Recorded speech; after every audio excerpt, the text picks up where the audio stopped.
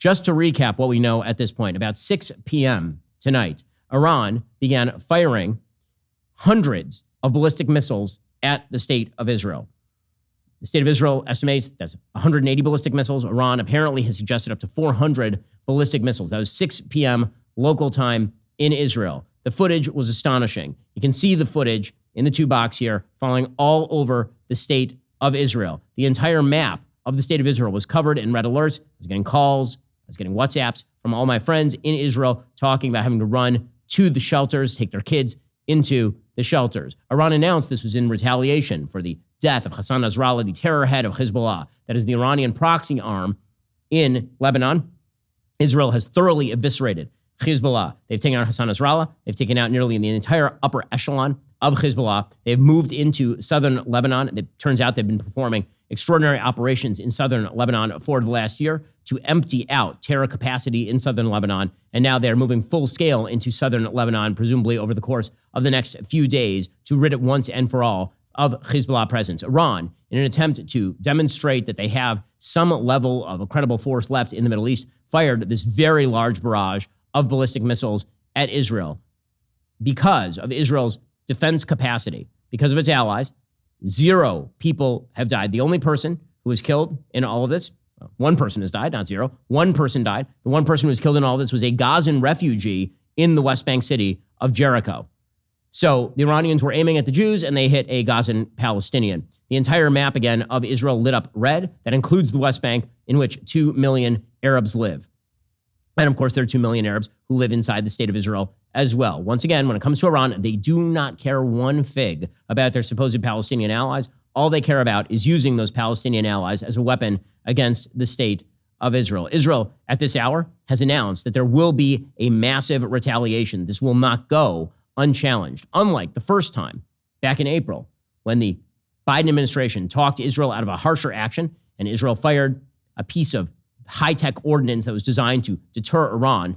This time, Israel has said they are going to go after whatever they need to go after. Presumably, they'll mean going after the oil refineries in Iran or after nuclear facilities in Iran, or perhaps using intelligence capabilities to do something unexpected, the way that they used Operation Grim Reaper in Lebanon to defenestrate half of the Hezbollah upper echelon in Lebanon, and then used the radios to blow up the other half. So what we are watching right now is Israel flex muscle. Iran is desperate. That's the reason they had to get invested in this thing directly. The reason they have now fired twice massive missile barrages directly at the state of Israel is because their proxies are being taken completely off the board. Hamas is losing in the Gaza Strip. They've effectively lost.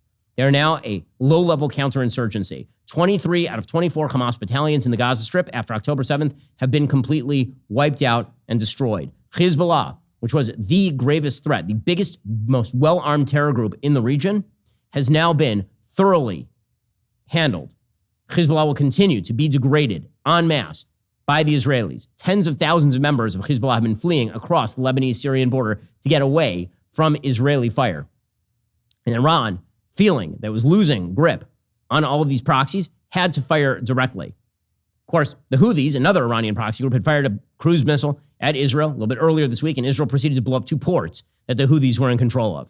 So Israel right now is saying to the entire Middle East that they are not going to be made subject to the whims of evil terrorist groups backed by Iran, and they are now making clear, and I'm sure they will make clear in coming hours and coming days, that they are perfectly willing to make clear to the Iranians that if they want it, they're going to get it.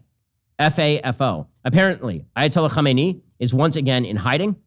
He is correctly afraid that Israel will assassinate him the way that Israel assassinated Ismail Haniyeh in Tehran, the way that Israel assassinated Hassan Nasrallah in Beirut. All of this missile fire was coincident with a large-scale shooting attack in the Israeli city of Jaffa that is located just south of Tel Aviv. 6 people killed on the street, plus the 2 terrorists. There was also an attempt in the so-called Netzarim corridor, which is an area of central Gaza, by some 80 terrorists to storm in an IDF position. The threat was neutralized, and no Israelis were hurt there.